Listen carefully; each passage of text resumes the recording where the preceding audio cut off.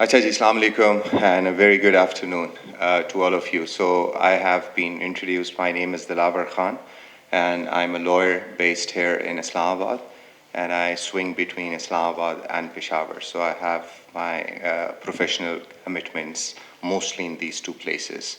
So if you find me in Peshawar, or if any one of you is ever in Peshawar, so welcome to meet you there as well. اچھا جی، یہ مجھے بتائیں کہ I will keep this very informative and very useful, تاکہ اب یہ 12:20 ہیں، جب آپ 1:20 اس کمرے سے نکلیں، so you should know at least something about the refugee law. ٹھیک ہے، so we will only talk about the law here, not the politics, because I am not a specialist in politics.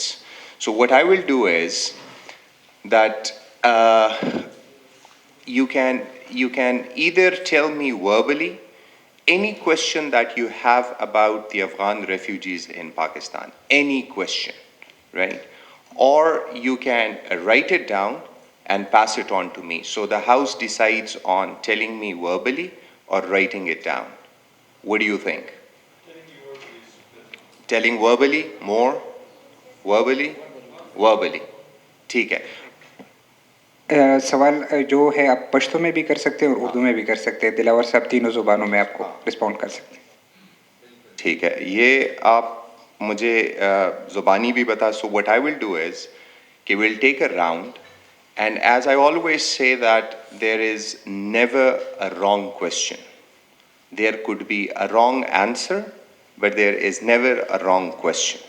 ٹھیک ہے جی، تو let set the stage by this کہ آپ یہ نہ سوچیں کہ یہ میں سوال کروں گی تو یہ کوئی غیر مناسب سوال نہ ہو، یہ کوئی ایسے نہ لگے کہ ان کو تو ریفیوجی لا کے بارے میں کچھ بھی نہیں آتا. How many of you have ever attended a course on refugee law? None. Excellent. So this would be your first one, ہے نا. تو وہ جو پہلے پہل کا، وہ کہتے ہیں پہلے پہل کا عشق مجھے یاد ہے Faraz. So you guys will remember me کہ جی پہلی دفعہ کسی نے ہمیں ریفیوجی لا کے بارے میں سمجھایا تھا. How many of you are lawyers here? None. Excellent. You are good civil society. Okay, so how many of you have interest in law? Okay, good. So we are good. I thought that even if you have no interest in law, then I'll be talking about something else. Aaj mausam kaisa hai? Okay, so let's start from who is going to volunteer for a question. The volunteer. کہ کون سوال پہلے پوچھے گا؟ آپ please sir.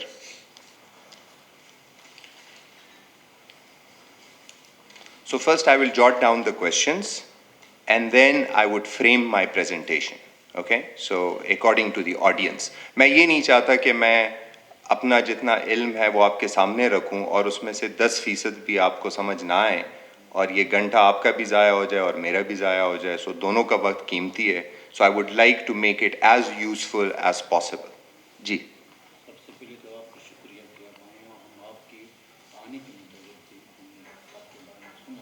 بہت شکریہ. میں سمجھتا ہوں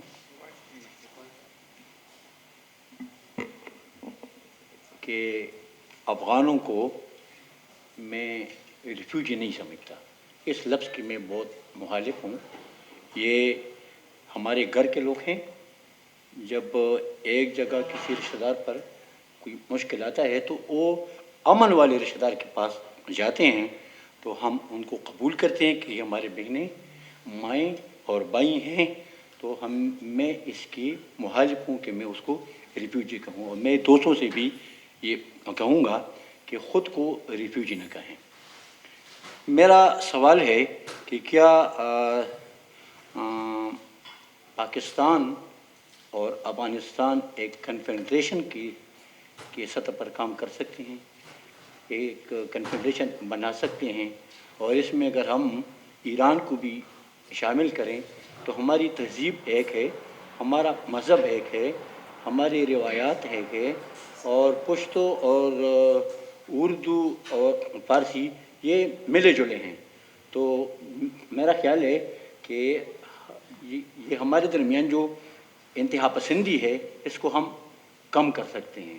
دوسرا سوال میرا یہ ہے کہ طالبان کو چونکہ یہ زیادہ تر ہمارے مدرسوں کی فارغ التحصیل ہیں. دو سوال. اچھا، تو ہم جامعہ حقانیہ مولانا سمولق صاحب کا جو مدرسہ ہے، مولانا فضل الرحمان صاحب کا ہے، اور سراج الحق صاحب ہے، اور سب سے بڑھ کر میجر عامر صاحب ہے، ان کے ذریعے ہم طالبان کو قائل کر سکتے ہیں کہ وہ دنیا کی طرف آ جائیں. بہت شکریہ جی. جی جی، سوال ریفیوجیز کے حوالے سے پلیز تو بہت فوکس. دلاور صاحب نے کہا میں پالیٹکس کا نہیں ہوں. غلط راستوں پہ نہ لگا دوں. السلام علیکم سر، ممبر پروونشل اسمبلی کے پی. سر میرا کویشچن یہ ہے کہ جو ہمارے افغان بہن بھائی ہیں بینگ اے ریفیوجی، ان کو کون سے رائٹس ہمارے ملک میں حاصل ہیں؟ مطلب موسٹلی آئی ہیو سین، جو کہ سب کو بھی پتہ ہوگا جس طرح ان کو ٹریٹ کیا جاتا ہے بہت سی چیزوں میں جو کہ ہونا نہیں چاہیے.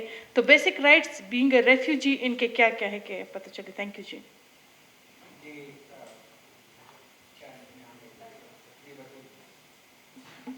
Thank you, sir. I was asking about the law about the refugee of Afghans in Pakistan, as we have seen that there is Afghans from last 20 plus years here, but still they cannot get their citizenship. What is the problem? As we see in other countries, in 2 or 3 years they can get the citizenship. Thank you.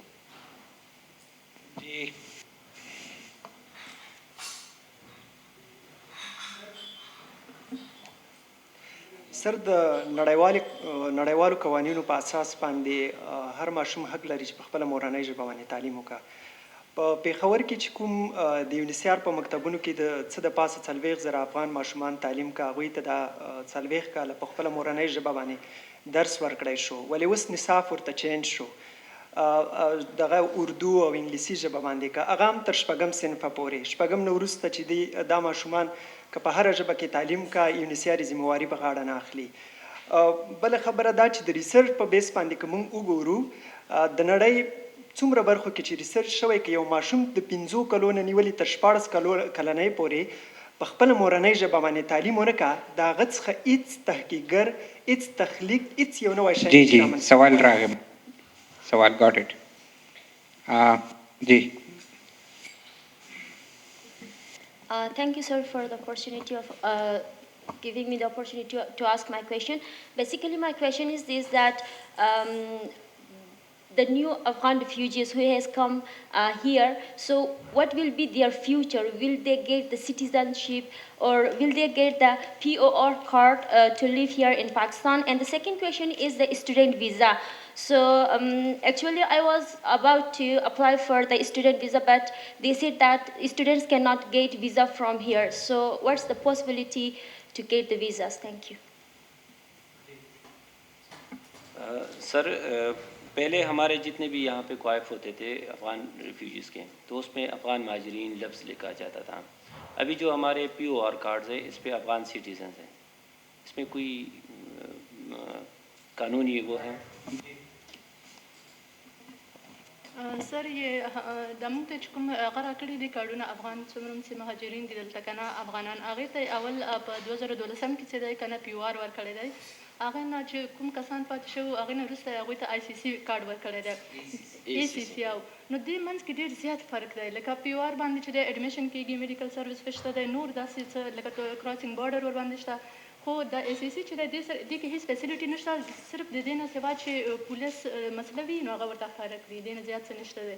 ولې دا دومره ډفرنس ته ورکوي؟ چاہتا ہوں. اور اسی card کے پیچھے انہوں نے لکھا بھی ہے کہ یہ صرف انڈاکومنٹڈ افغان ریفیوجی کے لیے ہے، اور یہ اپنے سفر کے لیے پاسپورٹ جو ہے وہ رکھے. تو اس کارڈ کا فائدہ کیا ہے؟ نہ تو ہاسپٹل میں چلتا ہے، نہ یونیورسٹیز میں چلتا ہے، اور نہ کسی اور سرکاری یا غیر سرکاری جگہ میں. اس کو کوئی بھی ایکسیپٹ نہیں کرتے. Sir, in other countries, when refugees or immigrants come, they get the citizenship after a few years. But in Pakistan, we have seen that Afghans haven't gotten the citizenship even after 30 or 40 years. And we see that people who came in Pakistan from Bangladesh and areas around it, they are in Pakistan for last 50 years, but they are also not citizens, and their situation is also very bad. So, is Pakistan ashamed of this act, or are we very proud that we have done very well in this regard?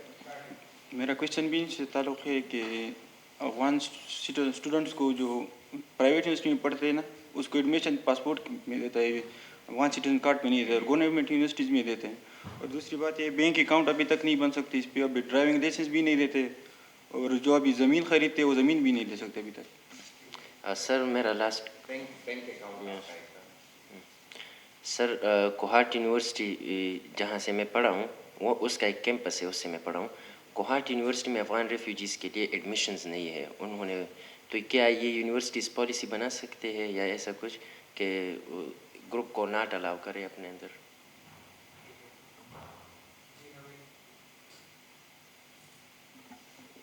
Sir ये question तो बहुत participants ने पूछा भी है, लेकिन मैं थोड़ा चेंज करूँगी, इसको एलाबरेट करूँगी कि सिटीज़न हम यहाँ पे जैसे अफ़गान रेफ्यूजीज़ हो गए 40 इयर्स से रह रहे हैं, उससे भी ज़्यादा या 30 इयर्स से, लेकिन हमें सिटीज़नशिप नहीं मिल रही. लेकिन अगर हम देखें तो इंटरनेशनल लॉ इसको अलाउ करता है. तो पाकिस्तान लॉ किस कदर इंटरनेशनल लॉ को अबाइड करता है, या इस सिलसिले में कोई कोशिश हो रही है इन फ्यूचर, क्या हम देख सकते हैं कोई पॉजिटिव अप्रोच इस बारे में?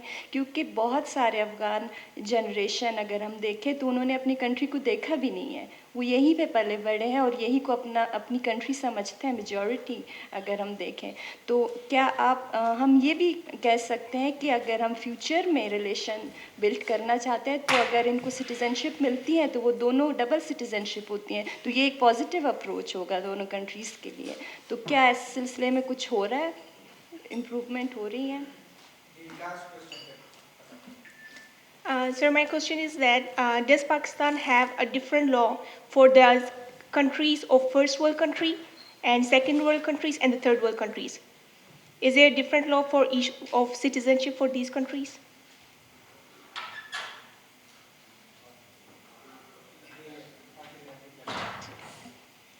Assalamu alaikum, sir.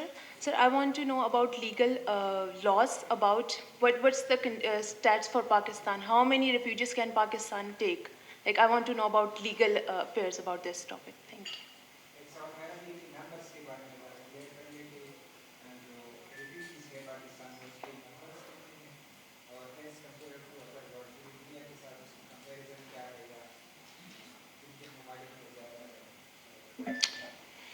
ठीक है जी, thank you very much for participating. This makes my work easy, क्योंकि रेफ्यूजी लॉ एक बहुत ही मुफस्सल डॉक्यूमेंट है और ये इंटरनेशनल लॉ में काफ़ी ढेर सारी नेशनल. अब होता क्या है, आप सोचें कि एक इंटरनेशनल इंस्ट्रूमेंट है जिसको हम इंटरनेशनल लॉ कहते हैं, बैनुल अक़वामी क़वानीन.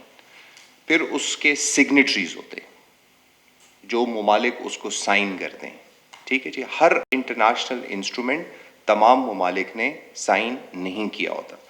This is the responsibility and the desire of the state कि वो आया उस इंस्ट्रूमेंट को रेटिफाई करता है या नहीं करता. इस पे इंटरनेशनल दबाव कुछ ट्रीटीज़ पे पड़ा जा सकता है, जैसे वुमेन राइट्स, चाइल्ड राइट्स. ये कुछ ऐसे इंटरनेशनल कवानीन थे जिस पे पूरी दुनिया ने जमा होकर इत्तेफाक किया कि हाँ, हम इंटरनेशनल इस इंस्ट्रूमेंट को रेटिफाई करते हैं. अब इसका मतलब क्या है? जब रेटिफाई होता है तो इसका मकसद ये होता है कि द नेशनल लेजिस्लेशन, जो कौमी कवानीन होते हैं, आप उनके क्लॉजेस को और उसकी फ़िलॉसफी को उठाते हैं और उसको नेशनल लेजिस्लेशन में डालते हैं. क्योंकि बैनुल अक़वामी क़वानीन की अदालतें नहीं होती, तो इन्फोर्समेंट सबसे बड़ा इशू होता है.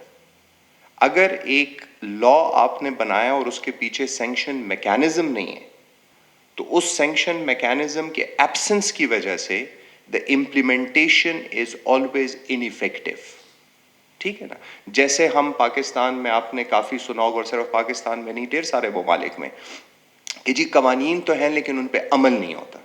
تو یہ عمل جو ہے اس کو انگریزی میں ہم لا میں ایڈمنسٹریٹو افیئرس کہتے ہیں, کہ اگر لیجسلیٹو بن گیا کہ جی کسی نے دنیا میں کسی کا بے جا قتل نہیں کرنا, ٹھیک ہے, فنڈامنٹل رائٹ ہے, you can not take any one's life without any judicial process, یہ ہے نا. لیکن کیا دنیا میں قتل نہیں ہوتے؟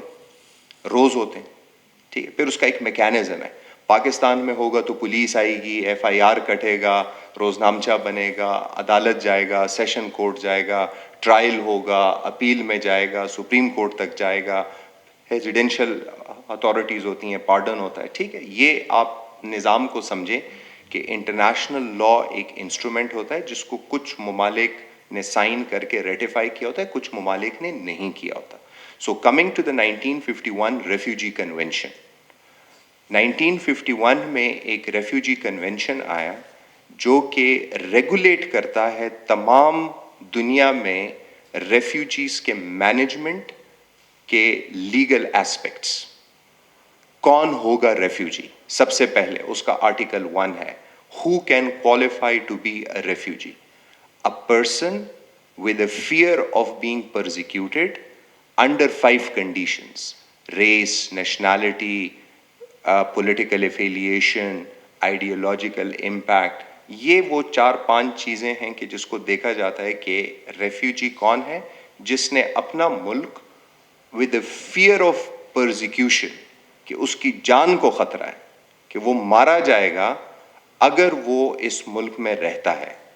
تو یہ کنڈیشن کوالیفائی جب ہو جاتی ہیں, so the neighbouring countries are not, they are legally obliged not to stop them. یہ ایک انٹرنیشنل لا میں ایک مینڈیٹ ہے کہ اگر افغانستان کی صورتحال بگڑتی ہے یا 70s میں بگڑی یا 90s میں بگڑی, تو بارڈر انٹرنیشنل لا کہتا ہے کہ آپ ان پہ بند اس لیے نہیں کر سکتے کہ this is a matter of individuals lives, اور وہ سویلین ان کیریکٹر ہونے چاہیے. یہ نہ کہ جنگجو کو آپ آنے دیں, ان کے لیے اپنا ایک الگ بندوبست ہے, وہ سرنڈر کریں گے پھر وہ اسائلم سیک کر سکتے ہیں, ٹھیک ہے جی. تو first condition that you need to have a fear of persecution and you must cross the border. یہ ہمیشہ یاد رکھیں کہ ریفیوجی کا لفظ جب آپ سنتے ہیں تو آپ یہ سمجھیں کہ کسی نہ کسی ملک کا جو وہ باشندہ ہے بائی ڈاکومنٹ, اس نے کسی نہ کسی ملک کا بارڈر کراس کر کے ایک فورن سوئل پر موجود ہے. جب اس کی موجودگی ہوگی تو یہ ریفیوجی ہوگا, ٹھیک ہے جی. اب یہ تو آپ نے ایک منظر کشی کی کہ ایک سچویشن ہوتی ہے, فیئر آف پرسیکیوشن ہوتی ہے, اگر اس سچویشن میں you are there, so you step out of your country to save yourself and you go into another country and seek refuge. اسی لیے اس کو ریفیوجی لا بولتے ہیں, because you want to seek refuge. You want to protect yourself from the fear of persecution based on those 5 conditions laid down in international refugee convention. ٹھیک ہے. اب Pakistan international refugee convention of 1951 کو signatory نہیں ہے, so Pakistan is not party to the international instrument.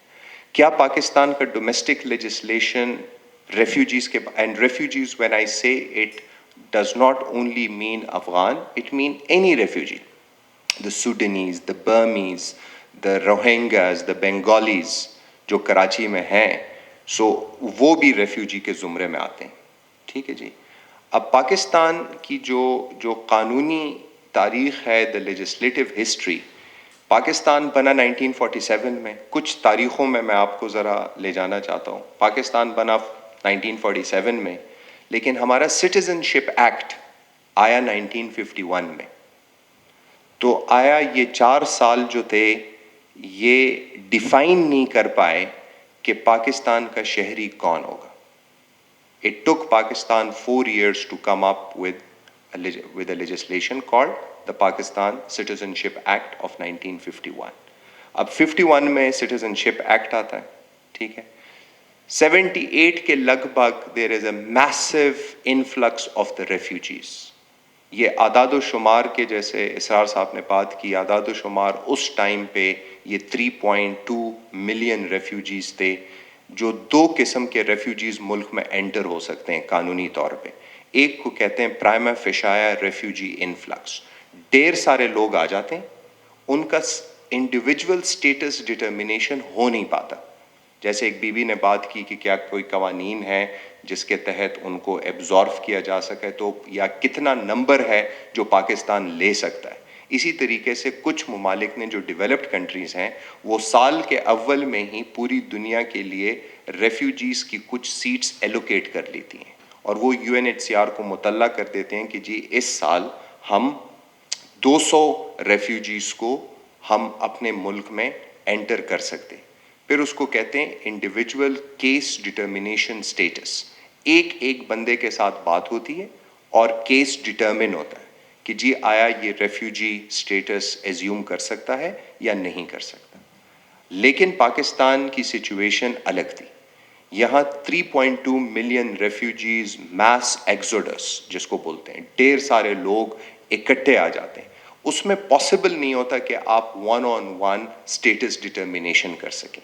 सो पाकिस्तान ने ख़तरे को देखते हुए और हालात की नज़ाकत को देखते हुए they allowed all the Afghan refugees who crossed the border in 1978-79 due to the armed operations in Afghanistan और उनको कैंपों में रखा गया.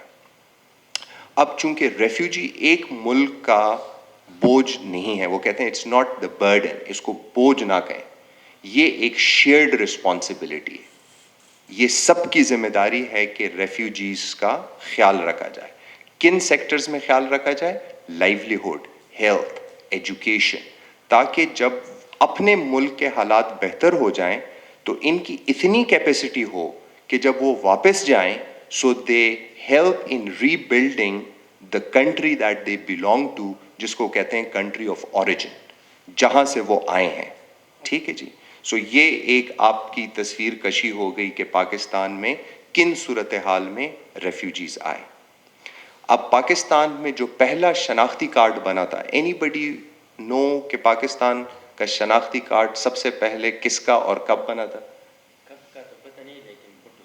जुल्फ़िकार अली भुट्टो साहब का शनाख्ती कार्ड बना था, जिसके एड्रेस भी लिखा हुआ था कि प्राइम मिनिस्टर हाउस, और ये 1975 में बना था. 1975 में प्राइम मिनिस्टर हाउस. तो 75, अब ये मेरी अपनी साइंस है, ये कहीं किताब में नहीं है कि 75 में आईडी कार्ड बनता है. 1978, so the card is 3 years old, the system is 3 years old, the Afghan refugees come in. तो फिर वो कहते हैं कि जी बहुत सारे नकली शनाख्ती कार्ड बने. तो ढेर सारे पाकिस्तानियों के भी ऐसे बने कि वो है सवाबी का कार्ड कहीं मुल्तान में बना है, मुल्तान का है कार्ड कहीं बावलपुर में बना है. ये निज़ाम से हमें शिकायत नहीं होनी चाहिए. The system had to react in that way, क्योंकि एक नया निज़ाम था, शनाख्ती कार्ड बने हुए थे, हर किसी ने अपने अपने ताल्लुकात की बिना पे कुछ सिस्टम बनाया जो डॉक्यूमेंटेड नहीं था, और ये सिलसिला बहुत अरसे तक चलता रहा. 2007 तक ये चलता रहा. सो 78 से लेके 2007 तक तो जो स्ट्रिक्ट रेफ्यूजी लॉज हैं वो डाइल्यूट हो गए. कैसे डाइल्यूट हो गए?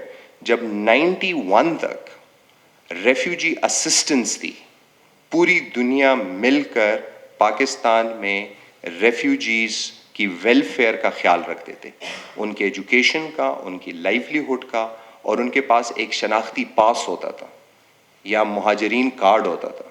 सो उनके कैंपों में एजुकेशन, सऊदी अरब से आप लोगों को याद होगा कुछ खजूरें आती थीं, कुछ बकरे का गोश्त आता था, बहुत सारा US एड का घी आता था जिस पे 2 हाथ मिले होते थे, राशन आता था, और वो राशन कैंपों में तकसीम होता था. ये अंडर शेयर्ड रिस्पॉन्सिबिलिटी था. अब 1991 तक हुकूमत पाकिस्तान के ज़िम्मे इनकी ज़िम्मेदारी जो फाइनेंशियल थी वो ज़ीरो थी. پاکستان اپنا خرچہ بہت کم کر رہا تھا لیکن انٹرنیشنل اسسٹنس بہت زیادہ تھی. اب انٹرنیشنل اسسٹنس جب آ رہی تھی تو پاکستان کے ایڈمنسٹریٹو افیئرز کو کوئی ایشو نہیں تھا, کیونکہ آپ نے ان کو جگہ دی ہے, آپ نے کیمپس دی ہیں, لیکن ان کیمپس کی مینجمنٹ جو ہے وہ انٹرنیشنل سپورٹ کے ساتھ تھی. اور پاکستان نے ایک کمشنریٹ بنایا جس کو بولتے ہیں افغان کمشنریٹ. ہر صوبے میں اس کا ایک سیکریٹریٹ رکھا. اسلام آباد میں اس کو چیف کمشنر ہیڈ کرتا تھا, اور پشاور کے 1978 سے لے کے 1995 تک جو کمشنر رہے ہیں وہ تمام چیف سیکرٹریز ریٹائر ہوئے اور فیڈرل سیکرٹریز. اٹ مینس کہ پاکستان کے لیے کمشنریٹ کا جو آفس تھا دیٹ واز ہائیلی امپورٹنٹ. تو ہر ڈی ایم جی آفیسر جو کمشنر افغان ریفیوجیز پشاور رہا ہے has ended up as a federal secretary and as a chief secretary of کے پی. تو یہ بہت بڑی پوزیشن تھی اس کو مینیج کرنا. جب 91 میں پیسے کم ہونے لگے اور انٹرنیشنل اسسٹنس کم ہونے لگی تو جو ریفیوجی ولیجز تھے, جو U N H C R کی زبان میں اس کو ریفیوجی ولیجز بولتے ہیں rather than refugee camps. So refugee villages سے لوگوں کی منتقلی کا عمل شروع ہوا. So they started migrating out of the refugee villages to the urban settlements, کیونکہ کسی نے دکان چلانی تھی, کسی نے سبزی بیچنی تھی, کسی نے اپنا کاروبار کرنا تھا, so that they can start having a livelihood. کیونکہ وہ جو انٹرنیشنل اسسٹنس تھی وہ ڈرائی اپ ہونا شروع ہو گئی. اور اس طریقے سے پاکستان میں ریفیوجی ولیج پاپولیشن ابھی جو ہے 33% live in the refugee villages and around 77% lives in urban settlement. تو جب ریفیوجی ولیج میں تھے تو گورنمنٹ کے لیے ان کی نشاندہی, ان کو مراد پہنچانا, ان کی سیکیورٹی کا خیال رکھنا. اور آپ میں سے شاید کچھ لوگوں جانتے ہوں کہ ریفیوجی ولیج میں پولیس اندر نہیں جا سکتی تھی. Police were prohibited to go inside the refugee villages. یہ قانونی طور پہ منع تھا کہ ریفیوجیز کی ہراسمنٹ نہ ہو, پولیس کہیں ان کو بیجا تنگ نہ کرے. تو ان کے لیے جگہوں کی نشاندہی ہوئی تھی کہ یہ ریفیوجی ولیج ہے, یہاں پر پولیس نہیں جائے گی. اندر کمشنریٹ کی اپنی پولیس تھی جو لک آفٹر کرتی تھی کہ کہیں خاندان آپس میں جھگڑ نہ لیں, اگر ان کا کوئی لیگل مسئلہ ہے. So the government representative would go to the government and say کہ جی ان مہاجرین کو اس کیمپ میں اس نوعیت کا مسئلہ ہے, پانی نہیں آ رہا, صاف پانی نہیں ہے, بی ایچ یو نہیں ہے, بیسک ہیلتھ فیسلٹی دینی چاہیے. اور یہ سلسلہ چلتا رہا. اب آپ تمام اگر کے پی کے ایریا میں ریفیوجی ولیجز کا معائنہ کریں تو آپ کا کچگڑے کیمپ سے لے کے آپ کا ازاخیل کیمپ, آپ کا کوہاٹ کا شینڈنڈ کیمپ, یہ سارے کیمپ لوکل کمیونٹیز کے آس پاس تھے. یہ کہیں بالکل ایسے علاقوں میں نہیں تھے کہ جہاں آبادی نہیں تھی. کچھ تھوڑے سے دور تھے and majority were with in the community. So ہونے کیا لگا کہ شینڈنڈ کیمپ کے آس پاس اگر پاکستانی آبادی ہے تو ان کی شادی بیاہ میں بھی ان کا آنا جانا, جیسے ان صاحب نے بات کی صفایت اللہ صاحب کہ ہماری زبان, ہمارا کلچر, ہمارا مذہب یہ ایک ہے. سو اس کی وجہ سے یہ جو 42 سال کا عرصہ گزرا ہے اس میں افغان ریفیوجیز جو پاکستان میں رہتے ہیں ان کو اگر لیجسلیٹو مسائل ہیں اور اگر کچھ ایڈمنسٹریٹو مسائل ہیں, لیکن جو سوسائٹی کے لیول پہ ایشوز ہیں وہ نہیں رہے. تو اگر ہم ان کو 3 ایریاز میں ڈیوائیڈ کریں تو کبھی کسی نے پشاور میں میرے علم میں یہ نہیں کہا کہ جی آپ یہ گوشت فروش ہیں, آپ تو افغان ہیں, میں آپ سے گوشت نہیں لوں گا, اور آپ یہاں دکان آپ نے کیوں کھولی ہوئی. لوگوں نے ان کے ساتھ لین دین شروع کی. اور افغان کا آپ کلچرل امپیکٹ یہ دیکھیں کہ کچھ ایسے لفظ جو ہمارے سوسائٹی میں نہیں تھے, جیسے کرت, لوگ جانتے ہیں کہ یہ ایک چیز ہے, ٹھیک ہے. آپ افغانی نان, آپ कराची से लेके पेशावर तक गोरे भी आ जाते हैं तो कहते हैं काबली पुलाव, अफ़गानी नान, टिक्का। ट्रांसपोर्ट पे इनका एक बहुत बड़ा असर रहा, जो और ट्रांसपोर्ट के साथ जो हैवी मशीनरी का रहा। यूएस एड ने इनको हनी बी कीपिंग में ट्रेन किया। सो आज पाकिस्तान में हनी बी कीपिंग इंडस्ट्री जो है that is in control of the Afghans 95%। तो अगर अफ़गान्स पाकिस्तान में हनी बी कीपिंग का कारोबार बंद कर दें तो पाकिस्तान में शहद बनना बंद हो जाएगा। It is 95%। Carpet industry is worth 42.79 million US dollars a year, जिसमें 15,000 योमिया पाकिस्तान बनता है और 35,000 योमिया स्क्वायर फुट अफ़गानिस्तान बनता है। 50,000 योमिया कारपेट पाकिस्तान से एक्सपोर्ट होता है पूरी दुनिया में और उसकी वर्थ है 49.67 मिलियन US डॉलर, तो कोई 50 मिलियन US डॉलर की कंट्रीब्यूशन है। हेवी मशीनरी में अफ़गान्स का बहुत बड़ा इम्पैक्ट है। अब ये सारी चीज़ें मैं आपको इसलिए बता रहा हूँ कि आपके कुछ सवालों के आपको देखना होगा कि इनको, मसला ये नहीं है कि किन सवालों को हमें देखना चाहिए, हमें ये देखना चाहिए कि इनका हल कैसे करें। क्योंकि मसाइल तो 42 साल में आप किसी के घर रहें तो मसाइल उस घर में भी पैदा हो जाएंगे। ये एक बहुत बड़ा अरसा है। इसमें आपकी 4th जनरेशन अफ़गानिस्तान की 4th जनरेशन पाकिस्तान में रह रही है इस वक्त, द 4th जनरेशन। किसी के पास नेशनैलिटी नहीं है। अब पाकिस्तान, मैं 2 हैट्स पहनूंगा इस वक्त। एक हैट मैं पहनूंगा गवर्नमेंट ऑफ पाकिस्तान का। तो मैं आपसे कहूँगा कि देखें जी, पाकिस्तान अगर नेशनैलिटी देने पर आ जाए तो ये एक बहुत बड़ा नंबर है, और बहुत बड़ा नंबर ऐसे है कि 1.4 मिलियन POR कार्ड्स हैं। और जब 2007 में गवर्नमेंट ने अनाउंस किया कि हर वो अफ़गान रेफ्यूजी जिसके पास तस्करा या अफ़गान राशन कार्ड है वो POR के प्रोसेस में हिस्सा ले, ताकि क़ानूनी तौर पर हमें अंदाज़ा हो जाए कि कितने अफ़गान रेफ्यूजीज़ पाकिस्तान की सरज़मीन पर रह रहे हैं, ताकि हम उनकी ज़रूरियात के साथ कंप्लाइंस में रहें, ताकि हम इंटरनेशनल स्टैंडर्ड्स को फुलफिल कर सकें, ताकि एक अगले मुल्क को पता चले कि हमने अगर थर्ड पार्टी रीसेटलमेंट करनी है, थर्ड कंट्री रीसेटलमेंट करनी है, तो हमें कितने अफ़गान्स वल्नरेबल हैं, कितने अफ़गानों को ज़रूरत है, कितनों को ह्यूमैनिटेरियन ग्राउंड्स पर, कितनों को मेडिकल ग्राउंड्स पर, कितनों को एजुकेशन नीड्स पर, कितनों को वोकेशनल ट्रेनिंग की नीड्स पर, हमें नंबर का पता होना चाहिए। क्योंकि अगर पाकिस्तान की तरफ एक इंटरनेशनल कम्युनिटी देखती है कि ठीक है, हम 100 मिलियन US डॉलर्स पाकिस्तान उन अफ़गान रेफ्यूजीज़ को दे सकते हैं जो कि इस हेड के नीचे हो, तो उनकी गिनती ज़रूरी है। You have to count them कि कितने जर्मन स्कॉलरशिप्स हैं आपके पास, ठीक है। डाफी है, पेशावर यूनिवर्सिटीज़ की बात की कि हॉट यूनिवर्सिटी में नहीं। ये सारे मैकेनिज़म्स के लिए नंबर्स का होना इज़ शर्त। मतलब as a lawyer I can not be humanitarian. मैं एक इंटरनेशनल लॉ का स्टूडेंट होने की वजह से I can not take position based on humanity कि जी ये होना चाहिए। ये कैसे होना चाहिए? इसका एक निज़ाम होना चाहिए। उस निज़ाम में पाकिस्तान ने 2007 में UNHCR की मदद से एक निज़ाम बनाया जिसको POR कार्ड कहते हैं। और POR कार्ड आपको पता है कि ये एक्सपायर हो जाता है, फिर कैबिनेट डिसीजन आता है, फिर वो एक्सटेंड होता है, और ये 2007 से लेकर आज तक तकरीबन कोई 6 मरतबा, अगर मैं गलत नहीं हूँ 6-7 मरतबा इसकी एक्सटेंशन हुई है। और अभी जो ड्राइव प्रोसेस चल रही है जिससे वो POR कार्ड स्मार्ट कार्ड में तब्दील हो जाएंगे, which means के there will be more scrutiny and more visibility of the numbers।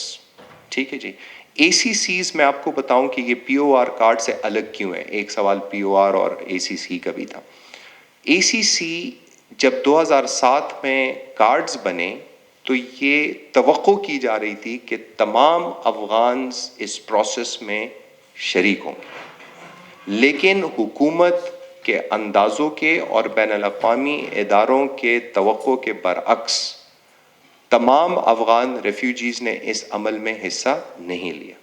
उसकी वजह ये थी کہ یا ان کے پاس پاکستانی شناختی کارڈ تھا جو انہوں نے 20-25 سال پہلے بنایا تھا, سو دے ور تھنکنگ کہ ہم محفوظ ہیں, کیونکہ ہمارے پاس ایک ایسا دستاویز ہے جس کی وجہ سے ہم اس کو سرنڈر نہیں کر سکتے, ہم POR کارڈ نہیں لیں گے. تو انہوں نے والنٹیئر کیا کہ ہم نہیں لیں گے. اس میں کچھ کاروباری حضرات ایسے تھے جن کے پاس ویزا تھا اور پاسپورٹ تھا, تو کہہ رہے تھے کہ ہمیں بھی ضرورت نہیں ہے. سو ایک بہت, اور ان کے پاس ایک جو سب سے بڑا خطرہ تھا کہ یہ سارا نظام, کیونکہ 2007 کا پاکستان سیکیورٹی وجوہات کی وجہ سے ایک الگ ملک تھا. یہ ایک بہت, اس کو جو انٹرنیشنل جرنلز ہیں یا انٹرنیشنل ڈائجسٹ یا اخبار ہیں, اس میں the most dangerous country on the face of the earth, Pakistan is more dangerous than Iraq, اس قسم کے ہائی لائٹڈ پوزیشنز تھی. تو پاکستان کی security agencies and the security apparatus کے لیے یہ بہت ضروری تھا کہ اگر میں جس جگہ کو پاکستان کہتا ہوں اس میں میرے ساتھ کون کون رہ رہا ہے, اور اس میں مختلف قسم کے الزامات پھر لگنے شروع ہو جاتے ہیں, which is the outcome of a conflict ridden society. جب جنگ ہوتی ہے, وہ ایسے تو نہیں کہتے ہیں کہ جنگ اور محبت میں سب جائز ہے. سو جب جنگ کی صورتحال ہوتی ہے تو آپ کی سچویشن ایکسیپشنل ہو جاتی ہے. آپ کے وہ رائٹس جو آپ کو نارمل سرکمسٹانسز میں قانون دیتا ہے, اسی سرکمسٹانسز میں وہی قانون وہی رائٹ آپ سے لے لیتا ہے. جیسے دفعہ 144 پاکستان کا, کہ اگر کوئی صورتحال بگڑتی ہے تو آپ ایک گروپ کی صورت میں پاکستانی ہو, آپ کے پاس لیکن اس کی وجہ یہ ہوتی ہے کہ آپ اگر اکٹھے ہوں گے تو یہ ایک خطرہ ہوگا, اور اس خطرے سے بچنے کے لیے آپ سے وہ رائٹ لے لیا جاتا ہے. تو کچھ لوگوں نے رجسٹر نہیں کیا, وہ ڈر رہے تھے, وہ خوف یہ تھا کہ اگر ہم رجسٹر ہو جائیں تو ہمارے نام اور پتے حکومت پاکستان کے پاس آ جائیں گے اور ہمیں زبردستی افغانستان بھیج دیا جائے گا. سو اس خوف اور ڈر کی وجہ سے انہوں نے رجسٹر نہیں کیا, کچھ نے رجسٹر کیا. PORs کی ایکسٹینشن ہوتی رہی. ایک وقت ایسے آیا کہ پھر نمبرز پہ سوال آیا کہ افغان ریفیوجیز ہیں کتنے, تو 1.4 ملین تو چلے POR کارڈز ہیں جن کے کارڈز بنے ہوئے. یہ انڈاکومنٹڈ کا خیال کون رکھے گا, کیونکہ UNHCR نے ہاتھ اٹھا دی. UNHCR نے کہا کہ میرے مینڈیٹ میں انڈاکومنٹڈ ریفیوجیز کو میں ہیلپ نہیں کر سکتا, کیونکہ میرے لیے ضروری ہے کہ اسٹیٹس ڈٹرمنیشن ہو, تب میں جا کے ان کو سپورٹ کروں گا. سو اسی لیے ACC's card government of Pakistan, government of Afghanistan, اور افغانستان میں ایک منسٹری ہے مورا, ministry of refugees and repatriation جس کو بولتے ہیں, بلخی صاحب منسٹر تھے ان کے, ٹھیک ہے. Government of Afghanistan, government of Pakistan اور IOM international organisation of migration, انہوں نے کہا کہ ہم انڈاکومنٹڈ کو ڈاکومنٹڈ کا پروسیس شروع کرتے ہیں. 2017 میں یہ پروسیس شروع ہوا, 2018 تک پورا ہوا. کوئی 0.8 ملین کارڈز ACCs کے انڈر ریلیز ہوئے. سو 1.4 اور 0.8 ملین یہ بن جاتے ہیں کوئی 22 لاکھ لوگ. تو اس وقت ڈاکومنٹڈ اگر آپ کہتے ہیں کہ افغان ریفیوجیز پاکستان میں یا افغان سٹیزنز, پھر قانونی طور پہ یہ بحث شروع ہو گئی کہ ان کو ہم ریفیوجیز کہیں کہ سٹیزن کہیں. تو نے کہا کہ POR کارڈ جو ہے وہ بھی چونکہ بہت طویل عرصہ گزرا ہے, ہم ان کو افغان سٹیزن کہیں گے, کیونکہ پاکستان نیشنلٹی نہیں دے سکتا, اور ایک بھی ایسا کیس نہیں ہے جس میں افغان نیشنل کو پاکستان میں نیشنلٹی ملی ہو. آیا کیا کبھی کیسز اس بارے میں ہوئے ہیں؟ 1995 میں میاں اجمل صاحب چیف جسٹس تھے, اور ایک افغان اسٹوڈنٹ جو KMC خیبر میڈیکل کالج کا اسٹوڈنٹ تھا, اس پہ کیس ہوا کہ یہ پاکستانی ہے نہیں, اس کا جو داخلہ ہے وہ منسوخ کیا جائے. سو ہائی کورٹ میں کیس چلا, اور ہائی کورٹ کا ڈیسیجن تھا کہ the mere prolonged stay of an individual shall not entitle him or her to claim citizenship. کیونکہ citizenship پاکستان سیکشن 4 کہتا ہے کہ any person born in the territory of Pakistan shall be a citizen of Pakistan with 2 exceptions. States declared by the state as enemy states, ان کے بچوں کو nationality نہیں دی جائے گی, and diplomats immune to the law, تو وہ سفارتکار جو پاکستان میں اپنے انتظامی امور پہ یہاں کام کر رہے ہیں، اگر ان کی اولاد یہاں پیدا ہوتی ہے so they will be the citizens of the country. اسی لیے ایمبیسیز کو floating islands of the country بولتے ہیں کہ یہ اسی ملک کا حصہ ہے لیکن یہ فلوٹنگ آئیلینڈ ہے، یہ کہیں اور ہے. سو ان کو ایکسیپشن رہا کیا، سو افغانز اس ایکسیپشن میں آتے نہیں ہیں. تو سٹیزن شپ 4 جو سٹیزن شپ ایکٹ سیکشن 4 جو ہے وہ آج بھی اسی طریقے سے ہے جو 1951 میں بنا تھا. پاکستان میں کسی نے اس کی طرف توجہ نہیں دی کیونکہ پاکستان اپنے لاس کو ری وزٹ کرنے میں بہت دیر لگاتا ہے. صرف ریفیوجی کالونی سٹیزن شپ ایکٹ، اگر پاکستان ایک طرف پہ ڈیسیجن لیتا ہے کہ ہم نے کسی افغان ریفیوجی کو یا افغان سٹیزن شپ کو نیشنلٹی نہیں دینی تو سٹیزن شپ ایکٹ کے سیکشن 4 میں ترمیم لازمن ہے. کیونکہ اگر اس وقت لا ہے تو ہے، اگر لا میں تبادل کرنا ہے تو اس کا ایک نظام ہے جو کہ نیشنل اسمبلی اور سینٹ سے جاری ہوگا. ٹھیک ہے جی، یہاں تک آپ کو کہانی سمجھ آ گئی کہ ایک سلسلہ تھا جو 78 میں شروع ہوا، اس کے ساتھ آئیڈینٹی کا چیلنجز آئے. جب 91 میں انٹرنیشنل سپورٹ اٹھ گئی تو یہ لوگ اربن سیٹلمنٹ میں چلے گئے. پاکستان نے ان کی اربن سیٹلمنٹ میں کوئی رکاوٹ نہیں ڈالی، لیکن اس کے ساتھ ساتھ یہ لازمن تھا کہ وہ اپنی آئیڈینٹی دیں کہ جی آپ اس گھر میں رہ رہے ہیں، یہ کون ہیں. اور ساتھ میں کچھ نیریٹو بلڈنگز شروع ہو گئیں جس کو ہائبرڈ وارفیئر بولتے ہیں، جو کہ 5th جنریشن وارفیئر. اس میں آپ کو سمجھ نہیں آتی اس 5th جنریشن وارفیئر میں کہ میرا دشمن کہاں سے آ رہا ہے اور کہاں پہ وار کر رہا ہے اور کس نوعیت کا وار کر رہا ہے. سو ایک نیریٹو بلڈنگ شروع ہو گئی کیونکہ کچھ لوگوں کو یہ بات ہضم نہیں ہو رہی تھی کہ پاکستان 42 سال سے افغان ریفیوجیز کو ہوسٹ کر رہا ہے، لیکن یہاں کے عوام کی طرف سے کوئی ان کے خلاف ایک سسٹم نہیں کھڑا ہوا جس کی وجہ سے ان کو نکالا جائے تاکہ ایک ڈپلومیٹک اور پولیٹیکل پریشر ڈالا جا سکے.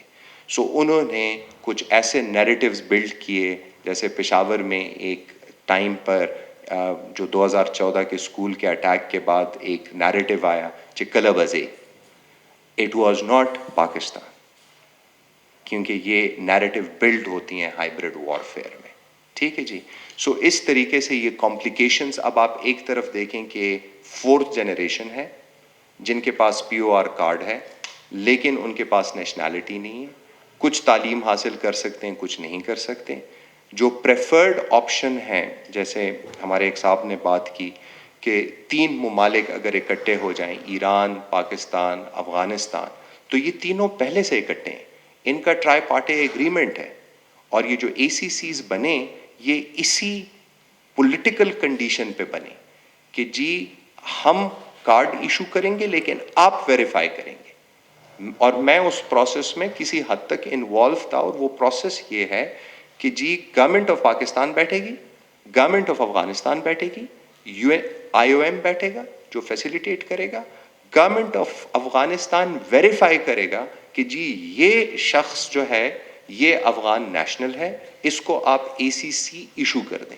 اب ACC کا مقصد یہ تھا کہ یہ کارڈ اس پہ اس لیے آپ ٹریول کر سکتے ہیں لیکن اس پہ آپ ایجوکیشن نہیں لے سکتے، اس پہ آپ ہیلتھ نہیں لے سکتے، کیونکہ اس کارڈ کا مقصد ہی وہ نہیں تھا. اس کارڈ کا مقصد یہ نہیں تھا to give a legal rights to stay in Pakistan.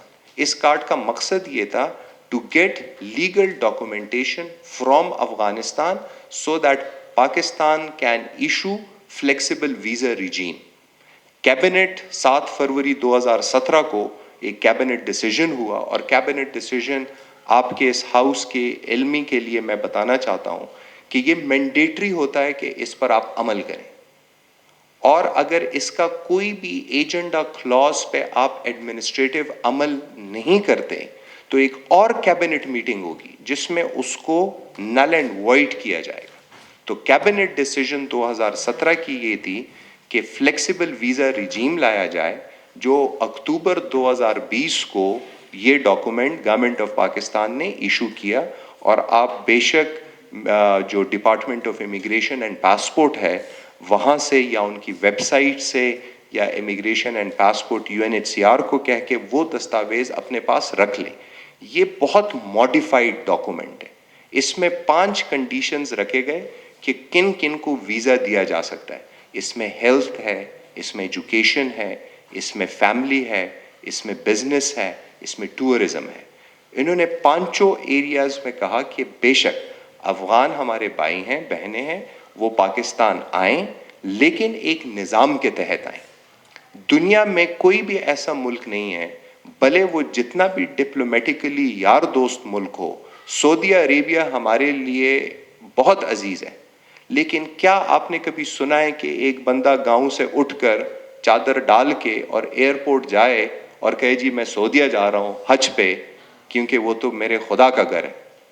آپ کیسے روک سکتے ہیں مجھے وہاں جانے کے لیے؟ اور مجھے تو اجازت خدا سے ملی ہوئی ہے کہ وہاں جا کر آپ جائیں. ٹھیک ہے، کبھی سنا ہے آپ نے؟ وہ ویزا لے گا، وہ کاغذ فل کرے گا. یہ ایک دنیا کا دستور ہے اور یہ ایک اصول ہے. ان اصولوں سے اگر آپ باہر چلے جاتے ہیں تو پھر یہ نظام چلے گا نہیں. تو یہ ہم نہیں کہہ سکتے کہ افغان اگر یہاں 42 سال سے ہیں تو ان کو مزید رکنا چاہیے، ان کو مزید رہنا چاہیے، ان کو کبھی افغانستان نہیں جانا چاہیے، کیونکہ ان میں سے جو 4 جنریشن ہے، جو چوتھی، تیسری، دوسری جنریشن ہے، انہیں کبھی افغانستان دیکھا نہیں ہے. سو یہ ساری باتیں تو سوشلی ٹھیک ہیں، قانونی طور پہ یہ غلط ہے. ان کے لیے نظام ہونا چاہیے. کون رہے گا، کتنے عرصے تک رہے گا. ہم جب انگلینڈ، امریکہ جب ویزا لگانے جاتے ہیں تو پوچھا جاتا ہے آپ کے پچھلے وزٹس کتنے ہیں، آپ کہاں کہاں گئے ہیں. یہ اس ملک کی سوورینٹی کے تقاضے ہیں. یہ جو سوال جواب ہے یہ بدنیتی سے نہیں پوچھے جاتے، یہ اصول ہے. اور اگر ان اصولوں کو آپ مد نظر نہیں رکھتے پھر یہ نظام چلے گا نہیں. یہ جو انسانوں نے اپنا دنیا میں نظام بنایا ہوا ہے، یہ کوئی، میں یہ نہیں کہہ سکتا کہ یہ یکسانیت کی بنیاد پر یہ بہت ہی شاندار نظام ہے. اس میں کوتاہیاں ہیں، اس میں غلطیاں بھی ہو سکتی ہیں. اس کو بہتر کرنے کے لیے بابا آدم کے زمانے سے اس میں کوششیں جاری ہیں کہ اس کو کیسے بہتر کیا جائے. آج سے 200 سال پہلے کوئی یہ تصور بھی نہیں کر سکتا تھا کہ ہیومن رائٹس نامی ایک چیز ہوگی. کوئی 50 سال پہلے یہ تصور نہیں کیا کر سکتا تھا کہ لیسبین اور گیز کی بھی رائٹس ہوں گی. ایکول سیلری کی باتیں ہوں گی، ایکول ورک، ایکول پیمنٹ کی باتیں ہوں گی. ٹھیک ہے جی. یہ وقت کے ساتھ ساتھ انسان بدلتا جاتا ہے. پاکستان از نو ایکسیپشن. پاکستان کے ساتھ چیلنجز تھے، رہیں گے، لیکن جو مینجمنٹ کے ریفیوجیز کی چیزیں، وہ یہ اسرار صاحب وغیرہ نے بڑا زبردست کام کیا ہے کہ آپ جو ینگ جنریشن ہیں ان کو کم از کم اتنا اندازہ ہو جائے کہ ہم ہیں کہاں پر. کیونکہ اگر آپ ایک اندھیرے کمرے میں بھاگیں گے تو آپ کو دروازہ کبھی نہیں ملے گا، لیکن اگر آپ کو بند دروازہ بھی مل جاتا ہے تو کم از کم آپ کو یہ امید آ جاتی ہے کہ دروازہ ہے لیکن بند ہے. تو پھر آپ اس کو کھولنے کے طریقے ڈھونڈیں گے. پہلے آپ چابی ڈھونڈیں گے، چابی نہیں ملے گی تو پھر آپ کسی لاک والے کو بلائیں گے، کوئی چابی بنائیں گے اور آخر کار دروازہ کھل جائے گا. لیکن کوشش شرط ہے. اس میں آپ لوگ کی طرف سے اپنے لیگل رائٹ کو سمجھنا از ویری ویری امپورٹنٹ. کیونکہ جتنے بھی لاز ہیں پاکستان یا پوری دنیا میں، اگر کسی کو وہاں کی نیشنلٹی نہیں ملتی تو نیچرلائزیشن ایکٹ آف 1923 پاکستان کا ہے، لیکن اس کی اپنی اس کا اپنا ایک لیگل زاویہ ہے. سٹیزن شپ ایکٹ میں تو میں نے آپ کو بتایا کہ دیر از اے ویری کلیئر گائیڈنس، لیکن اس پہ عمل نہیں ہوتا. اس کی ایک وجہ ہے. ٹھیک ہے جی. اور وجہ نمبرز ہیں، وجہ اور کچھ نہیں ہے، وجہ نمبرز ہیں. سو ان ساری باتوں کو سامنے رکھتے ہوئے تصور یہ کیا گیا کہ افغانستان ہم نیبرز نہیں بدل سکتے، پلس ہماری جو کامن پوائنٹس ہیں وہ کنٹراسٹ سے زیادہ ہیں. سو اس کا مطلب یہ ہے کہ ہمیں کوئی دشواری نہیں ہونی چاہیے افغانستان کے عوام اور افغانستان کی گورنمنٹ کے ساتھ اچھے تعلقات رکھنا، کیونکہ the eastern and the western borders, Pakistan اس بات کہ اس میں نہیں ہے، it's not in a position کہ پاکستان اپنے نیبرز کے ساتھ تعلقات خراب رکھیں. Already we have a situation with India. ہم متحمل نہیں ہیں کہ ہم حالات کو خراب رکھیں. سو یہ پاکستان کی آپ مجبوری سمجھیں یا پاکستان کی یہ خارجہ پالیسی سمجھیں. پاکستان اپنے حالات خراب نہیں کر سکتا، لیکن ایک نظام کو چلانے کے لیے افغانستان حکومت کا افغان ریفیوجیز، چاہے وہ پی او آر ہوں، چاہے وہ اے سی سی ہوں، چاہے وہ انڈاکومنٹڈ ہوں، چاہے وہ فیملیز ہوں جو کہ یہاں پر شادی شدہ ہیں، افغان لڑکیاں شادی ہوئی ہے پاکستانی کے ساتھ، پاکستانی مردوں کی شادی ہوئی افغان خواتین کے ساتھ، ان کے بچے ہیں. یہ سارا جو نظام ہے یہ 42 سال میں بہت کمپلیکیٹڈ ہو گیا، کیونکہ اس کو کبھی کسی نے سلجھانے کی کوشش ہی نہیں کی. لوگ آتے گئے اور ضم ہوتے گئے، لوگ آتے گئے اور ضم ہوتے گئے. اس نظام سے کافی پیچیدگیوں نے، قانونی پیچیدگیوں نے جنم لیا. 2004-05 میں جنیوا میں کانفرنس ہوئی جس کو راہا انیشیٹو کے نام سے جانا جاتا ہے، اور پوری دنیا نے کہا کہ ایک ریفیوجی فٹیگ ایک کانسیپٹ آیا کہ کمیونٹیز میں جہاں پر کوئی بھی ریفیوجی رہتا ہے، اگر آپ کے پاس ایک ریجن ہے، اگر یہ کمرہ ہے، یہ بنا پاکستانیوں کے لیے ہے، اور اس میں صومالیہ سے، افریقہ سے، عراق سے یا افغانستان سے 20 لوگ آ جاتے ہیں، اور یہ کمرہ ہے 25 لوگوں کا جس میں آلریڈی 15 ہیں. تو میرے پہ جب اس کمرے پہ بوجھ بڑھے گا تو میرے ساتھ کرسیاں کم ہوں گی، میز کم ہوگا، پانی کم ہوگا، اس کا جو اناج کا تقسیم ہے وہ کم ہوگا، اس میں جو نوکریاں ہیں وہ کم ہوں گی، کیونکہ ابھی مور ہیڈز ہیو اینٹرڈ. تو کچھ دنوں کے لیے میں مہمان نوازی میں ان چیزوں کا احترام کروں گا. پھر انٹرنیشنل لا کہتا ہے کہ وہ آئنسٹائن واز آلسو ریفیوجی، کہ یہ مت سمجھیں کہ ریفیوجیز میں آئنسٹائن نہیں ہے. ریفیوجیز میں آئنسٹائن بھی ہو سکتا ہے. ریفیوجیز میں آپ کے بہت ساکر پہ، وہ فرانس کی جو فٹ بال ٹیم تھی 7 مسلمان تھے. فرانس میں اس وقت مسلمانوں کے اور نقاب پہ بہت بڑے پروٹیسٹ چل رہے تھے، اور ان کے جو ورلڈ کپ جنہوں نے جتوایا وہ مسلمان تھے. ٹھیک ہے. سو یہ تصور نہیں کیا جا سکتا کہ انسان جو ہے وہ اللہ تعالیٰ کی فیکٹری میں ایک جیسے، ٹھیک ہے، وہ ایک یکسانی. لیکن پھر یہاں انسانوں کی جو دنیا ہے اس میں طبقاتی کشمکش بھی ہے اور تفریق بھی ہے، وہ ہم سب جانتے ہیں. ٹھیک ہے جی. اب اس کو کم کرنے کے لیے اور اس کا مداوع کرنے کے لیے ضروری یہ ہے کہ افغان گورنمنٹ اور پاکستان گورنمنٹ اور بالخصوص افغان سٹیزنز جو یہاں پر ہیں، کیونکہ پریفرڈ آپشن کہا جاتا ہے کہ یہ ریپیٹریشن ہوگی والنٹری، کہ سارے افغانز جو پاکستان میں ہیں، یہ ایک امید کی کرن ہے جس پر ہم پاکستانی اس امید پہ بیٹھے ہوئے ہیں کہ افغانستان کے حالات ایک دن اتنے بہتر ہوں گے کہ تمام کے تمام افغانز جو یہاں پر مقیم ہیں وہ واپس افغانستان جائیں گے، اور جب بھی وہ واپس آنا چاہیں ایک ویزے کے میکینزم کے تحت ان کو آنے کی ضرورت ہوگی. وہ کہتے ہیں کہ always you cannot، کہتے ہیں وہ جو حقیقی ماں ہوتی ہے so no other mother can replace. اور یہ ایک سوال اور ایک قانونی طور پہ کہ میں آپ کو منظر دیتا ہوں کہ اسلام میں 2 بہنوں کو ایک ٹائم پہ نکاح میں نہیں رکھا جا سکتا. ٹھیک ہے. سو ایک سیناریو یہ تھا کہ ایک بندہ ہے، اور یہ ایک سوال پوچھا جاتا تھا کمپٹیٹیو ایگزامز میں to measure and evaluate the legal sense and the knowledge, کہ ایک بندہ ہے جس کی بیوی ہے، وہ 2 بچے ہیں ان کے، وہ ٹور پکنک پہ جاتے ہیں، بیگم حادثاتی طور پہ سلپ ہو کے ایک پانی میں گر جاتی ہے. Despite the efforts you can not find her and the kids are very small, اور آپ کچھ انتظار کرتے ہیں and then you declare her dead, اور آپ اسی سال میں اس کی جو بہن ہے اس کو نکاح میں لے لیتے ہیں.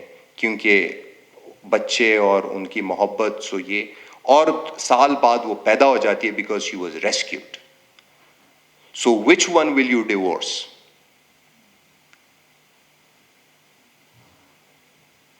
آپ کس کو، کیونکہ رکھ نہیں سکتے. 2 بہنیں ہیں.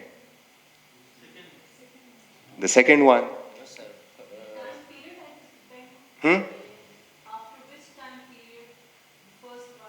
Any time.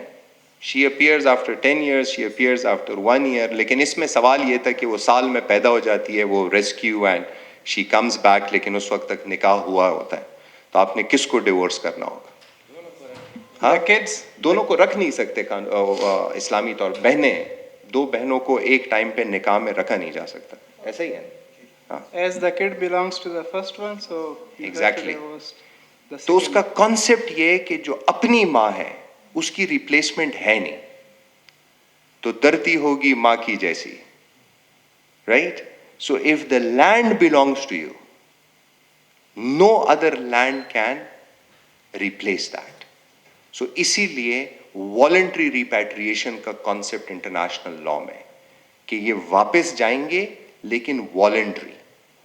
اور والنٹری کے لیے UNHCR لفظ استعمال کرتا ہے پل فیکٹرز، کہ وہ کون سے عوامل ہوں گے جو ان کو واپس کھینچ کے لائیں گے. ایک میگنیٹ ہوتا ہے نا پل فیکٹرز کا. تو افغانس کہیں گے کہ ہمیں سیکیورٹی دیں، ہمیں لائیولیہڈ دیں، ہمیں ایجوکیشن دیں، ہمیں وہ زمینیں واپس کریں جس پہ ہم رہیں، ہمیں وہ جگہیں واپس کریں جو ہماری تھیں. سو the people would go back. سو اس کو کہتے ہیں پل فیکٹر.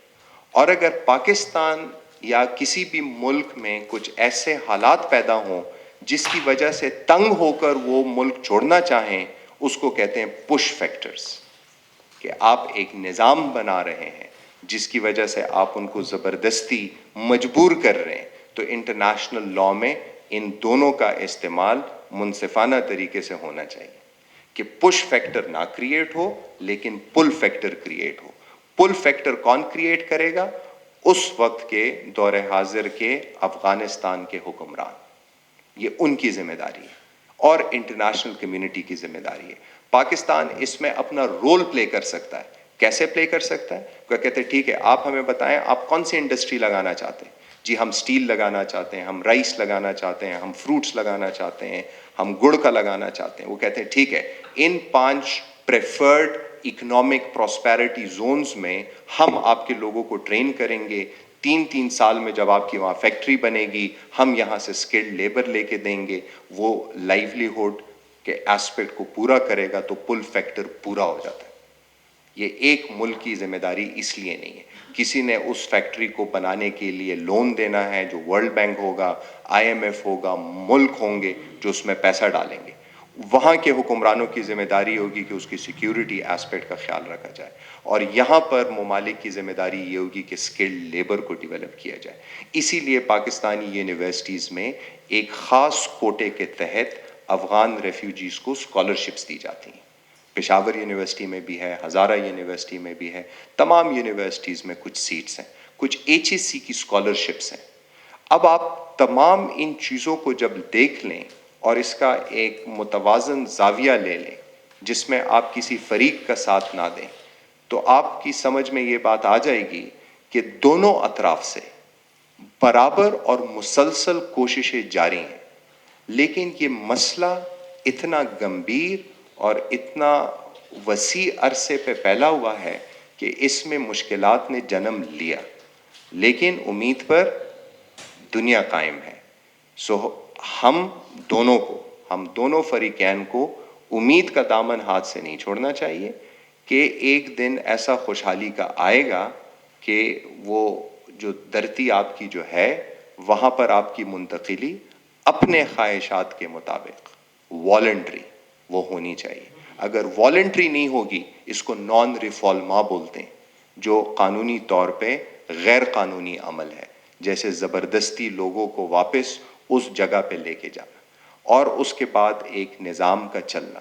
اس وقت بہت سارے مشکلات ہیں، تمام حکومت افغانستان کو بھی اور حکومت پاکستان کو بھی، لیکن ان مسائل کو حل کرنے کے لیے ہر ایک قدم ایک دانشمندی کے ساتھ اور ہوش و حواس کے ساتھ اٹھانا چاہیے تاکہ آپ لوگوں کو یہ احساس نہ ہو کہ ہم کسی غیر ملک میں ہیں اور پاکستان کی جانب سے یہ نہ لگے کہ میری سرزمین پہ جو لوگ ہیں ان کے دستاویزات میں کوئی کمی ہے. یہ ساری دستاویزات کی کہانی ہے. اگر انسانوں کا مسئلہ ہوتا تو ان کو زبردستی بیچ دیا جاتا. مسئلہ انسانوں کے یہاں رہنے کا نہیں ہے. یہاں انسانوں کو ایک اصول اور دستاویزات کی موجودگی کے ساتھ رہنا ایک بین الاقوامی اور ایک قومی سطح پہ قانونی طور پر یہ پورا جو پروسیس ہے اس کو کرنا ہے. یہ میڈم ہمارے ساتھ ایم پی اے بیٹھی ہوئی ہیں، رائٹ جی، یہ اسمبلیز میں لیجسلیشن کرتی ہیں. ان کا جو کام ہے وہ لیجسلیشن کرنا ہے. اب صوبائی اسمبلی میں کبھی بھی ایسی لیجسلیشن میرے یاد میں نہیں آئی ہوگی کہ قانون سازی کی گئی ہو کہ کسی بھی افغان کو نہ آپ گھر دیں گے، نہ آپ ان کو جگہ دیں گے، نہ آپ ان کو دکان دیں گے، نہ آپ ان کو کاروبار کرنے دیں گے.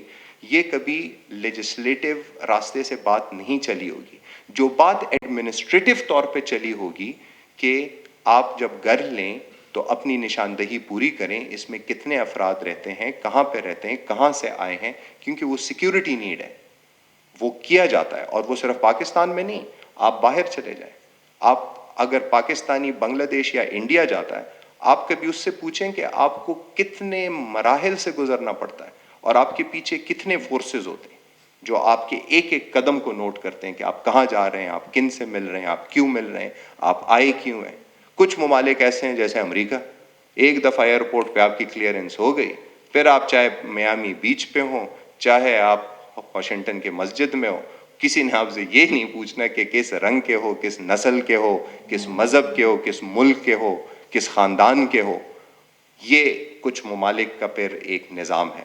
سو اس نظام میں سانچہ ڈالنے کے لیے یہ ضروری ہے کہ آپ جیسے لوگوں کو سب سے پہلے باعلم ہونا چاہیے کہ ہمیں کیا کرنا ہوگا، ہمارا کون سا شیئرنگ پاٹ ہے جس میں ہم اپنی محنت ڈال سکیں، جس کے لیے وہ جو بڑی پکچر ہے اس کی طرف ہم جا سکیں. ریفیوجی رائٹس پاکستان میں ڈھیر سارے ایسے رائٹس ہیں جو ریفیوجیز کو دی گئی ہیں، which is the right to live. ٹھیک ہے جی. لمیٹڈ رائٹس ٹو ایجوکیشن بھی ہیں، لیکن یہ رسپانسبلٹی چونکہ شیئرڈ ہے تو اس میں UNHCR نے اپنا عمل دخل دکھانا ہوتا ہے اور انٹرنیشنل کمیونٹی نے. اسی لیے جرمنز آپ کو اسکالرشپس دیتے ہیں، اسی طریقے سے آپ کو ناروے، سویڈش، باقی ممالک UNHCR کو فنڈنگ ہوتی ہے اور وہ وہاں پر اسکالرشپس کا پروگرام چلاتے ہیں. ٹھیک ہے جی. یہ وہ رائٹس ہیں جو کہ پاکستان میں ریفیوجیز کو دی گئی ہیں. آپ ACC لے لیں، وہ بھی ایک رائٹ ہے کیونکہ اس پر آپ پاسپورٹ بنا سکتے ہیں، لیکن پاسپورٹ پاکستان بنا نہیں سکتا. پاکستان قانونی طور پہ یہ طاقت نہیں رکھتا کہ وہ افغان نیشنلز کے لیے پاسپورٹ، کیونکہ ایشوئنگ اتھارٹی افغانستان ہے، ویزا پھر پاکستان دے گا. تو پاکستان کہتا ہے کہ اگر ACC کارڈ اس وقت آپ کے پاس ناکارہ پڑا ہوا ہے تو اس میں ہمارا کوئی قصور نہیں ہے. یہ ذمہ داری افغان گورنمنٹ کی ہے کہ افغان کونسلیٹ جو یہاں سے کلومیٹر کے فاصلے پر ہے وہ نظام بنائیں کہ وہ یہاں پر ACCs کو پاسپورٹ ایشو کرے اور پاسپورٹ پر ویزے کے لیے اپلیکیشن آ جائے تاکہ پاکستان میں ان کا سٹے لیگل ہو جائے. جب ویزا آئے گا تو ساری جو قباحتیں ہیں، جو ایڈمنسٹریٹو ڈیفیکلٹیز ہیں، وہ دور ہو جائیں گی.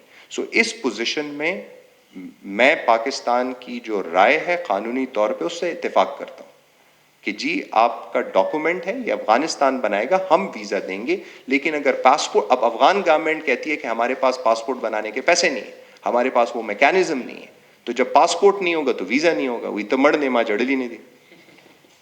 ٹھیک شالا. جب پاسپورٹ نہیں ہوگا تو ویزا نہیں ہوگا، ویزا نہیں ہوگا تو irregularities ہوں گی. ٹھیک ہے جی. ایجوکیشن کی بھی بات ہوگی. مدر ٹنگ رورا دا خو ډیره ښه خبره ده چې لکه د مور په ژبه کې ځکه چې تحقیق هم هغې کې کیږي او په هغې کې سبق هم ښه ویل کیږي، خو بدقسمتۍ خبره دا ده چې د پښتو څومره کتابونه دي یا د اردو څومره کتابونه دي چې په بین الاقوامي سطح باندې موږ خپل ګوره ابن سینا په زمونږ د میډیسن مسلمانو he was the undisputed king of the medical science of the world. ابن سینا مسلمانو ٹھیک شو سرجری ټولز به کول دغه شانته بلاشه داسې نمونه دي. in the last 200-300 years منګه هغه جنگ بیللې دی منګه په تحقیق کې دا به هغه مثالی هغه اوستریچ والا دغه ورته وي شترمرغ ورته وي شترمرغ چې خطر ویني نو په شګه کې سر ډوب کی وی نشته سو وی نه نو موږ نه شترمرغان جوړ شوي دي په شګو کې مسرونه دي او بار आवाज کو چې هر څه ټیک دي هیڅ مسله نشته نه موږ ته تحقیق ضرورت شته نه موږ ته د علم ضرورت شته انګریز به کوي موږ به ویو ټیک شولا او چې خه مهنت وکي موږ ته به ډایرکټ راشي او هغه به کار وکي څومره تحقیقي ادارې دي نو خبره دی هغه ګل بدل خه خبره ده چې په مورنۍ ژبه کې کونه پکار ده خو هغه آیا بیا هغه کار کېدو کې څومره لکه څومره طور باندې په عمل کې دی شي هغه د دې یو هغې دپاره پوره یو نظام جوړونه پکار دی چېرې زه به مور ژبه کې کومه نو آیا کې پی بوی زما پښتو ده کې پی کې به ورته خلک روچتېږي هغه بوی زما هندکو ده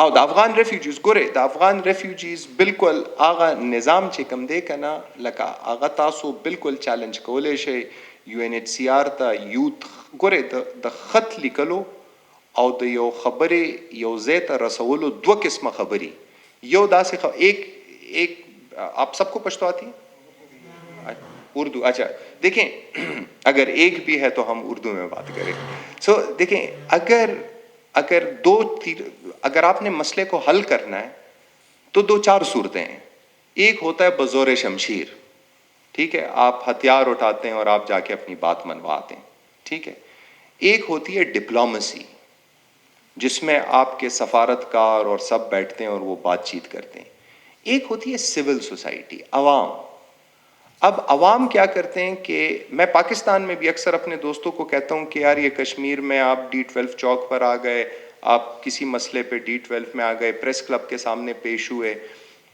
اس کا کوئی اثر نہیں ہے اس کی جو لائف ہے نا the romance of these events hardly last for 30 minutes خبر والے نے خبر چلانی ہے دیکھنے والے نے آم کھاتے ہوئے خبر پڑھنی ہے دیکھنی ہے اور یہ گئے کہ کیا ہو رہا ہے کیا نہیں ہو رہا ہے اس کا ایک طریقہ کار ہوتا ہے جو لوگ تبدیلی چاہتے ہیں ان کو پتہ ہونا چاہیے کہ میں کس کو خط لکھوں گا میں کیا تحریر کروں گا میرا جو ڈیمانڈ ہے وہ کیا ہے اور وہ میں کیوں کر رہا ہوں تاکہ اگر میجورٹی اس پہ ایگری کرتی ہے تو جو رسپانسبل آرگنائزیشن ہے جیسے اس میں UNHCR اینڈ ادرس کہ ان سے پوچھا جائے پہلا کہ جی جو آپ کے کیمپ کے لیڈران ہیں آپ کے کیمپ کے لیڈرز ہوتے ہیں ان کا ایک پورا ایک کونسل ہے ایسا ہی ہے نا افغان کونسل ہے جو کہ بات کرتے ہیں آگے اداروں کے ساتھ اگر افغان کونسل ہے تو افغان کونسل کو آگے بات کرنی چاہیے ان کو آپ تحریری طور پہ دیں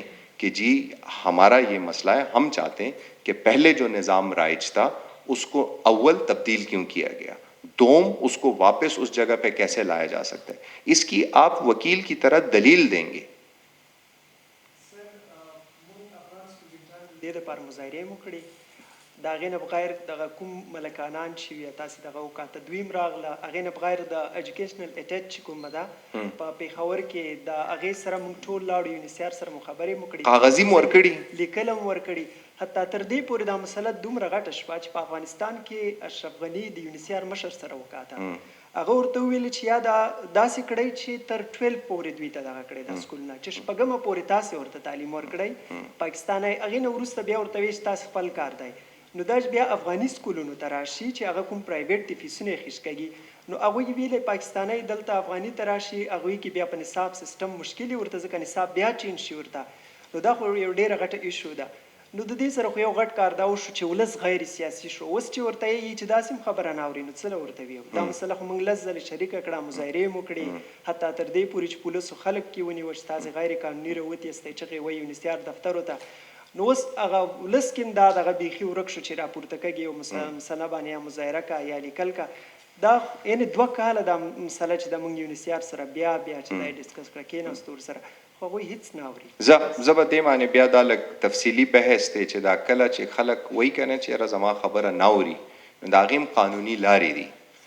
یوي پټ په پټ خبرې، اول زه تا سره پټې خبرې وکړم، ټیک شوله، ته زما خبره ونه منې، بیا ستا ملګري له زه لاړ شم، هغه ته یم چې یاره دا ملګری دې پوه کړه، د سره لږ خبره وکړه، دا خبره به ورانه شي، ټیک شوله.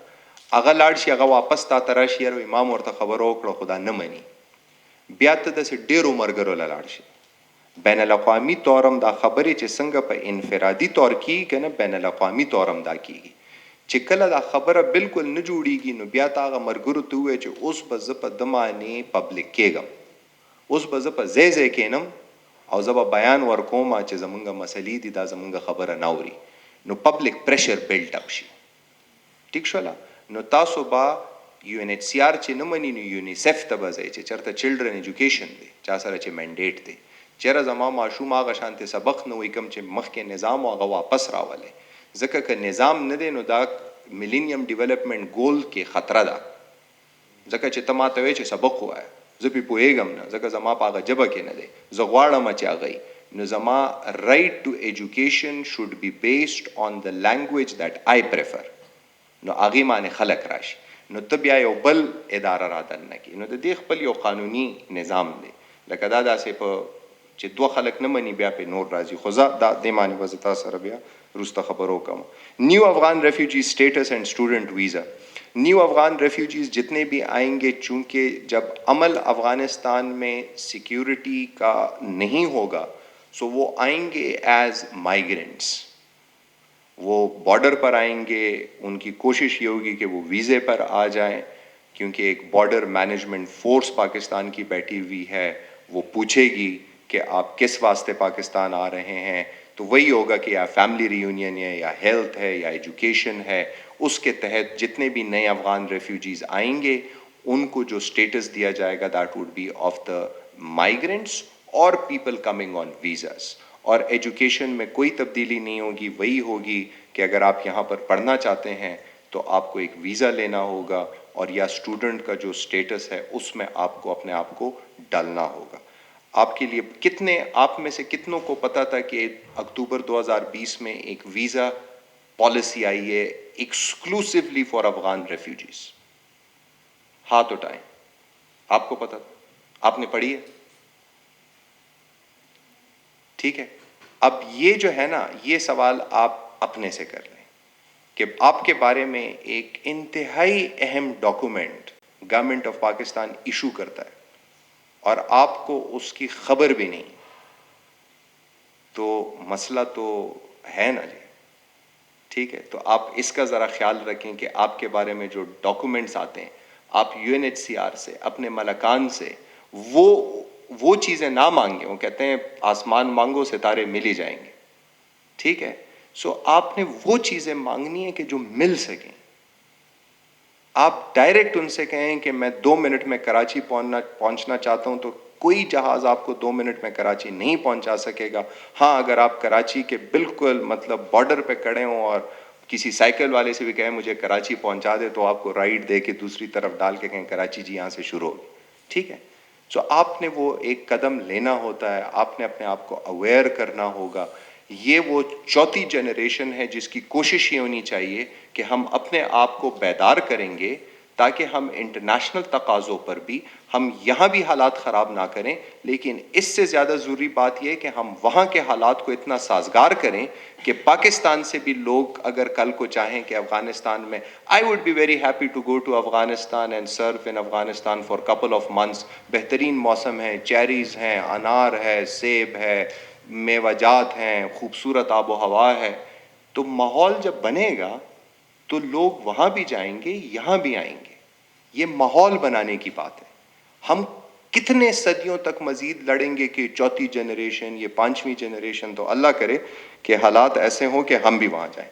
بس یہ داخرنی اور تلقم افغان سٹیزن یہ میں نے کر دیا ہے. ACC بھی ہو گیا, انڈاکومنٹڈ بھی ہو گیا, student visa, Afghan students university admissions, dual nationality. Dual nationality پہ میڈم یہ ہے کہ بالکل ہو سکتا ہے. آپ یہ ایک دو ممالک کے درمیان ایک باضابطہ ایک سفارتی عمل ہے جس میں ہم پرنسپلز آف ریسپروسٹی جس کو بولتے ہیں کہ آپ جیسے مجھے ٹریٹ کریں گے ہم آپ کو ویسے ٹریٹ کریں گے. وہ کہتے ہیں جیسے روح ویسے فرشتے. ٹھیک ہے جی. سو یہ ریسپروسٹی پرنسپلز پر ہوتی ہیں یہ باتیں. افغانستان جب پاکستان شہری کو ڈیول نیشنلٹی کا سٹیٹس دے گا, پاکستان بھی افغان سٹیزنشپ کو ڈیول نیشنلٹی کا سٹیٹس دیں گے. So these are the diplomatic. ہو سکتا ہے, اس کی ایک کارروائی ہے جس سے ممالک کو گزرنا ہوتا ہے, اور اگر ممالک اس پہ ایگری کرتے ہیں تو اس میں کوئی قباحت نہیں. پاکستان سٹیزنشپ لاز وہ بھی میں نے کر دیا ہے.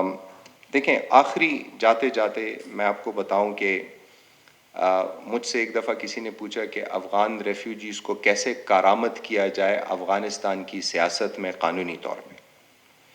تو میرا جواب یہ تھا کہ آپ تمام افغانس کو ووٹنگ رائٹ دیں پاکستان میں, تاکہ وہ پاکستان میں افغانستان کے الیکشن میں ووٹ ڈال سکیں. ٹھیک ہے. سو اس میں یہ ہوگا کہ ڈھیر سارے افغانس کو سب سے پہلے جو سٹیٹس آف اونرشپ ہے, یہ اپنائیت جو ہوتی ہے نا, یہ ایک کمال گیم ہے. جب تک یہ نہیں ہوتی آپ تردد رہتے ہیں, آپ کو پتہ نہیں چلتا کہ میں کس زاویے بیٹھوں. جب آپ کو پتہ نہیں ہوتا کہ میں کون ہوں, میں افغان ہوں کہ میں پاکستانی ہوں. ٹھیک ہے جی. یہ ایک بڑا مسئلہ ہے, اس سے آپ سب دو چار ہیں اور ہمیں اس کا پورا احساس ہے.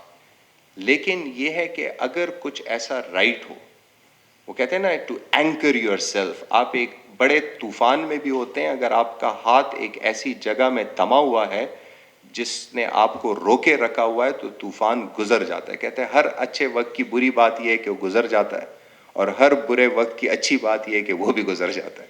ٹھیک ہے. تو آپ نے اینکر ہونا ہوتا ہے, آپ نے ایک ایسے سہارے کو پکڑنا ہوتا ہے جس میں آپ طوفان کا سامنا کر سکیں. تو اگر اس وقت, وہ ایک شاعر نے اس کو بڑے اچھے طریقے سے سمیٹا ہے نا کہ طوفان کر رہا تھا میرے عزم کا طواف, طوفان کر رہا تھا میرے عزم کا طواف, دنیا سمجھ رہی تھی کشتی بور میں ہے. ٹھیک ہے.